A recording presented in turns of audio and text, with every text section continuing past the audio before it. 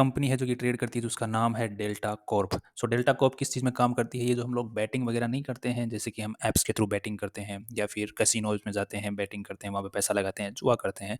सो इस टाइप के कैसीनोज़, शिप्स जिनके थ्रू कैसीनो का काम चलता है, और या फिर बैटिंग के ऐप्स के थ्रू बैटिंग करवाने का काम करती है, ये उस फील्ड में कंपनी काम करती है। जिसका अगर अगर डिटेल में अगर जानना चाहते हैं कि कंपनी और डिटेल में क्या करती है, तो स्क्रीनर डॉट इन वेबसाइट है, यहाँ पर आप लोग आगे देख सकते हैं।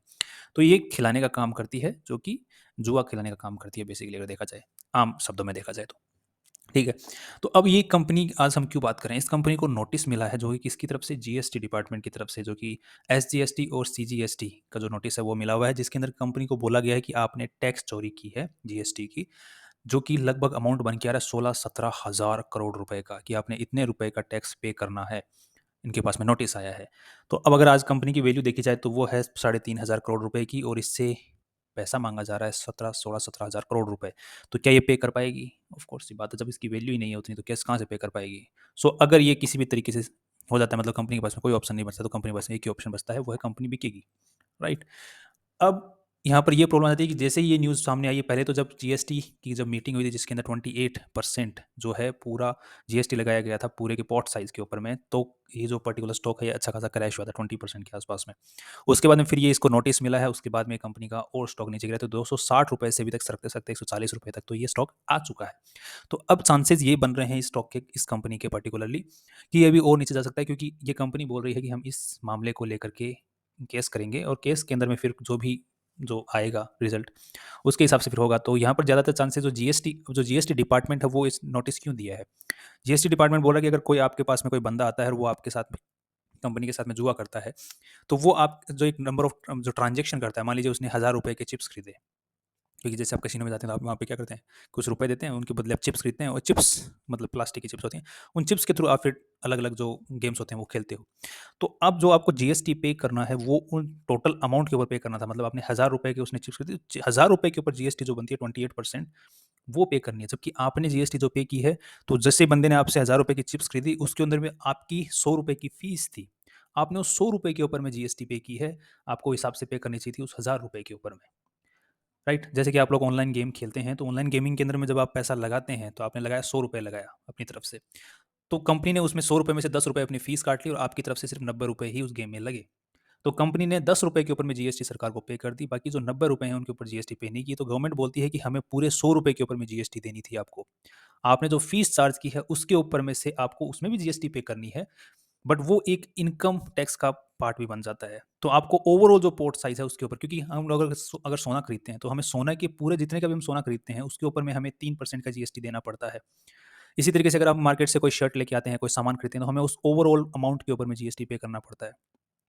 अगर हम लोग स्टॉक मार्केट में काम करते हैं, तो हमें स्टॉक मार्केट में जैसे हमें जीएसटी नहीं पे करना पड़ता। तो अब कंपनी का यही व्यू है कि हमारे को जो इंक्लूड किया जाता है, जैसे कि स्टॉक मार्केट में लोग इन्वेस्टमेंट करते हैं, इसी तरीके से लोग यहाँ पे गेम्स को भी उसी तरीके से देखा जाए, क्योंकि यहाँ पर भी ब्रोकरेज चार्ज होती है, उसी के ऊपर में जीएसटी लगती है। इसलिए कंपनी बोली कि हमें भी जो फीस के ऊपर में जीएसटी लग रही है वही मान्य होनी चाहिए।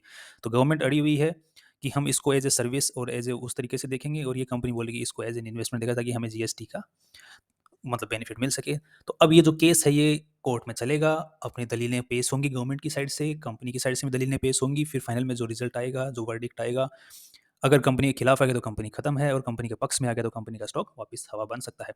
अब जैसे ये न्यूज़ बाहर आई है, काफ़ी जो बड़े-बड़े दिग्गज लोग हैं जो इस स्टॉक में बने हुए थे, वो बाहर निकल चुके हैं, और काफ़ी सारे दिग्गज लोग हैं वो भी बने हुए हैं और निकलने का ट्राई कर रहे हैं। बट क्या है कि उनके पास में बहुत बड़ी क्वांटिटी में जो शेयर्स हैं वो पड़े हुए हैं, तो इतनी आसान नहीं होता है निकलना।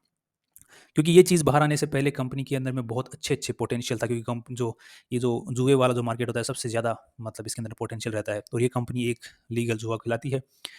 तो इसके अंदर काफ़ी अच्छा पोटेंशियल था, और काफ़ी अच्छे लोगों को यहाँ पे पैसा लगा रखा था कि आने वाले टाइम में अच्छे खासे अमीर होंगे। बट ये आउट ऑफ द ब्लू कहाँ से एक गवर्नमेंट ने तीर चला दिया, और जीएसटी वाला सबके सपने धराशायी हो गए। तो अब सब निकलने की कोशिश कर रहे हैं स्टॉक से, तो आपको खरीदने को लिए तैयार नहीं है।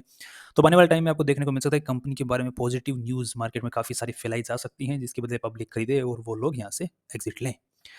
अब यहाँ पे पब्लिक क्या कर सकती है? पब्लिक के पास में 2 ऑप्शन यहाँ पे बचते हैं, कि अगर कंपनी आपको लगता है कि आपके पास में स्टॉक्स हैं, तो मेरी तो पर्सनल राय बता सकता हूँ मैं अपनी, आप उसमें से निकल सकते हैं, क्योंकि कंपनी के अंदर भी काफ़ी जो है उतार-चढ़ाव, वॉलेटिलिटी चलने की उम्मीदें हैं।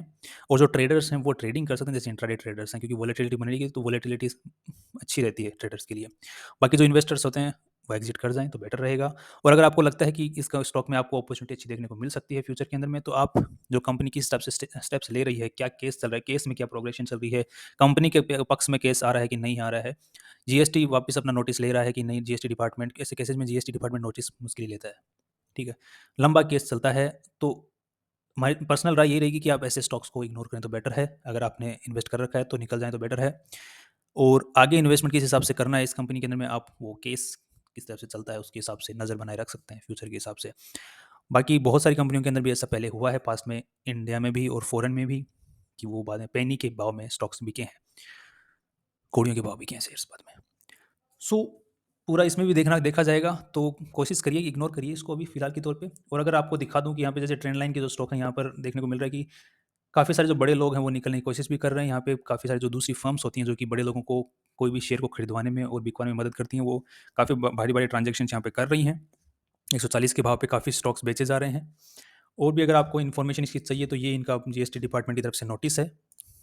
ये दोनों नोटिस हैं जो लगभग 16-17 हज़ार करोड़ के रुपए के बनते हैं।